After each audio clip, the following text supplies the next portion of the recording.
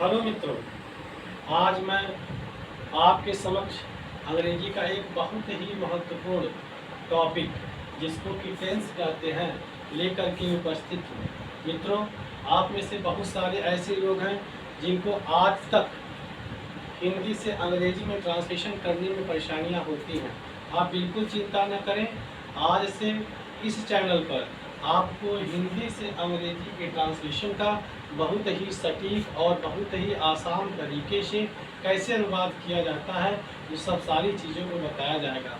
यह वीडियो आप सभी, चाहे आप कक्षा 6 के विद्यार्थी हो, चाहे 7 के विद्यार्थी हो, चाहे 8 के विद्यार्थी हो, या आप ऊपर लेवल के भी विद्यार्थी हो, यदि आपको ट्रांसलेशन क्लियर नहीं है तो हमारी इस वीडियो को आप देखिए और ट्रांसलेशन की न्यूनतम से न्यूनतम चीज़ इसमें आपको बताई गई है।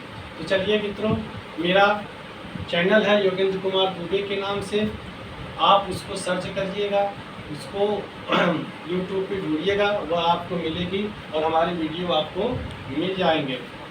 आइए मित्रों, आज की अपनी हम पढ़ाई प्रारंभ करते हैं, जिसको हम कहेंगे टेंस। टेंस पढ़ने के लिए सबसे पहले जो चीज़ें ज़रूरी हैं वह है कर्ता। क्या ज़रूरी है? कर्ता। टेंस सीखने के लिए सबसे पहले हमको आवश्यकता पड़ती है कर्ता की। तो आइए हम जानते हैं कि कर्ता क्या होता है।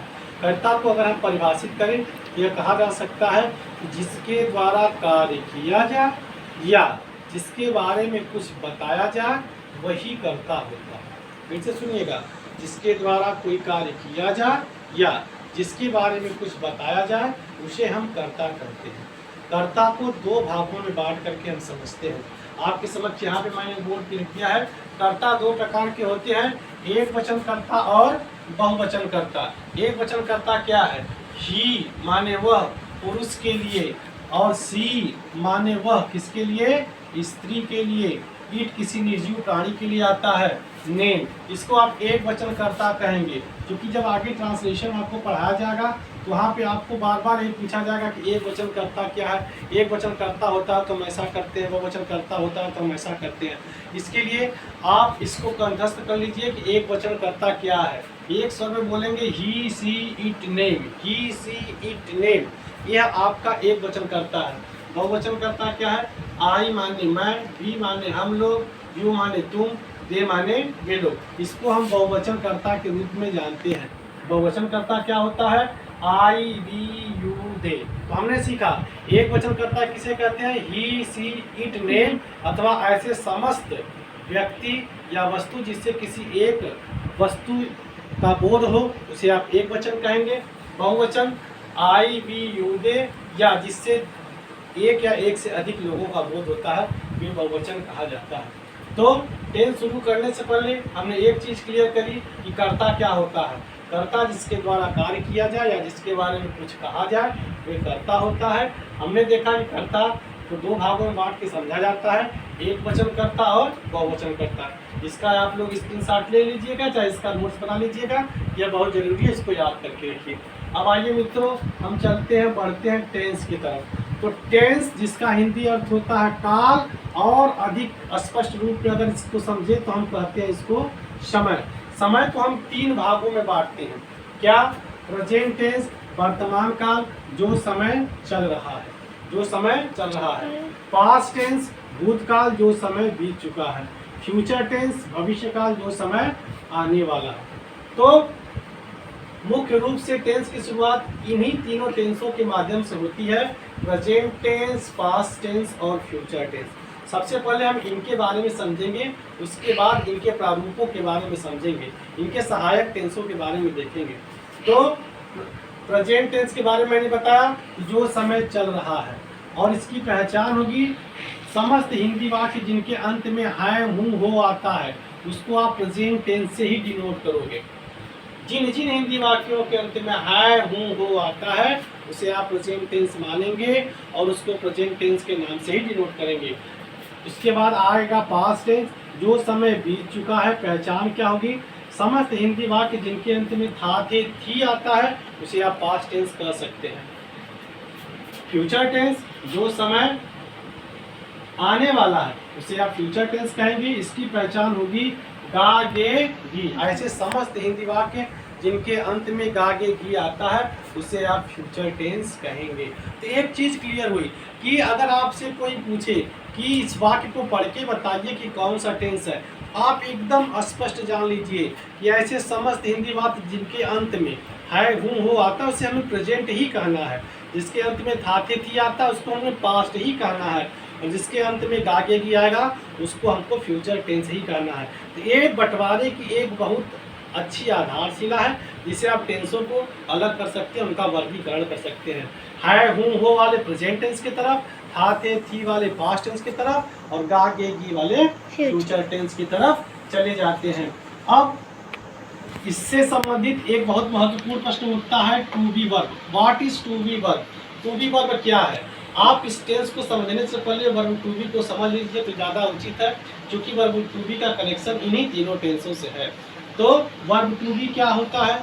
आपसे यदा कदा हमेशा या सामान्य सा प्रश्न पूछा जाता है, कोई भी आपसे पूछ सकता है what is verb to be, उसका एक उत्तर है, उसका एक लाइन में उत्तर है ऐसे समस्त वाक्य जिनमें कर्ता के द्वारा कोई कार्य न किया जाए उसे हम वर्ब टू बी कहते हैं। इसके अंतर्गत is, am, are, was, were, will be, shall be क्रियाओं का प्रयोग किया जाता है। अर्थात इज, एम, आर का प्रयोग हम प्रेजेंट टेंस में कर लेते हैं, वाज, वेयर का प्रयोग हम पास्ट टेंस में कर देते हैं, और विल बी और शैल बी का प्रयोग हम फ्यूचर टेंस में करते हैं। लेकिन एक बार और इसको स्पष्ट रूप से समझेंगे, ऐसे समस्त वाक्य जिनमें कर्ता के द्वारा कोई कार्य न किया जाए, केवल कर्ता के बारे में बताया जाए, विदाउट एक्शन वाले वाक्य, उनको हम वर्ब टू बी के अंतर्गत रखेंगे। अर्थात यह कह सकते हैं वर्ब टू बी एक ऐसा लिफाफा है जिसमें हम इन तीनों टेंसों का समावेश करते हैं, क्योंकि प्रेजेंट टेंस के वाक्य में भी कोई कार्य नहीं होता, पास्ट टेंस के वाक्य में भी कोई कार्य नहीं होगा, और फ्यूचर टेंस के वाक्य में भी कोई कार्य नहीं होगा। टेंस का जो बिगनिंग है present tense, past tense, future tense, इसके रूपों की बात नहीं कर रहे हैं हम, केवल प्रेजेंट टेंस, पास्ट टेंस और फ्यूचर टेंस की बात कर रहे हैं। अगर हम प्रेजेंट टेंस की बात करेंगे तो यह भी वर्ब टू बी के अंतर्गत आएगा, पास्ट टेंस का बात करने जाएंगे तो यह भी वर्ब टू बी के अंतर्गत आएगा, फ्यूचर टेंस का बात करेंगे तो यह भी वर्ब टू बी के अंतर्गत आएगा। आप पूछ सकते हैं कि सर क्यों ऐसा? इसलिए क्योंकि इन समस्त वाक्यों में कर्ता के द्वारा कोई कार्य नहीं होता। अगर कर्ता के द्वारा कार्य होगा उसको आप प्रेजेंट टेंस नहीं, उसके प्रेजेंट के सहायक टेंस के रूप में जानेंगे, प्रेजेंट टेंस के रूप में नहीं जानेंगे। ऐसे समस्त वाक्य जिनमें कर्ता के बारे में बताया जाएगा, कर्ता के द्वारा कोई कार्य नहीं किया जाएगा, उसे हम क्या बोलेंगे?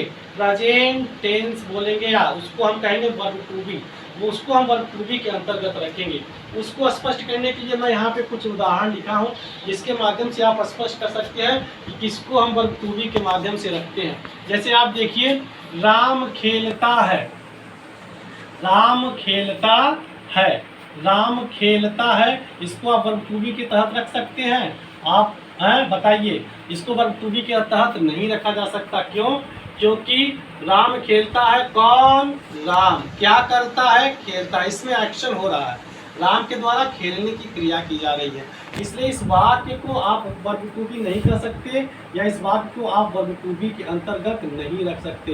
हालांकि यह प्रेजेंट टेंस है वो लगा है, लेकिन यह वर्ब टू बी का वाक्य नहीं है। वर्ब टू बी का वाक्य क्या होगा? राम एक अध्यापक है। कौन? राम। क्या करता है? कोई एक्शन नहीं, बल्कि बस राम के बारे में बताया जा रहा है कि राम एक अध्यापक है, इसलिए इस वाक्य को है लगा है, प्रेजेंट टेंस कहा जाएगा, और यह वर्ब टू बी होगा। क्यों? क्योंकि इसमें इस वाक्य में कर्ता के द्वारा कोई कार्य नहीं किया जा रहा है। मैंने आम खरीदा, किसने? मैंने। क्या किया? आम खरीदा। यहाँ पे क्रिया है, खरीदने का काम हो रहा है। लेकिन अगला वाक्य देखेंगे, मैं एक विद्यार्थी हूँ। कौन? मैं। क्या करता हूँ? कुछ नहीं, एक्शन नहीं आया है, मेरे बारे में बताया गया कि मैं कौन हूँ? विद्यार्थी हूँ। तो ऐसे समस्त वाक्य जिनमें कर्ता के बारे में बताया जाए वह वर्ब टू बी के अंतर्गत आते हैं, जिसमें एक्शन होगा वह वर्ब टू बी के अंतर्गत नहीं आएंगे। तो हमने आज देख लिया कि प्रेजेंट टेंस क्या है, पास्ट टेंस क्या है और फ्यूचर टेंस क्या है। मित्रों, आगे की वीडियो में मैं आपको बताऊंगा कि प्रेजेंट टेंस, पास्ट टेंस और फ्यूचर टेंस का अनुवाद कैसे किया जाता है। आज के लिए इतना ही। मित्रों, यदि आपको मेरा यह वीडियो पसंद आया हो तो हमारे चैनल को सब्सक्राइब करिएगा और बेल ज़रूर प्रेस कर दीजिएगा, ताकि आगे के डिस्क्रिप्शन, आगे की नोटिफिकेशन आपको मिलते रहें। धन्यवाद।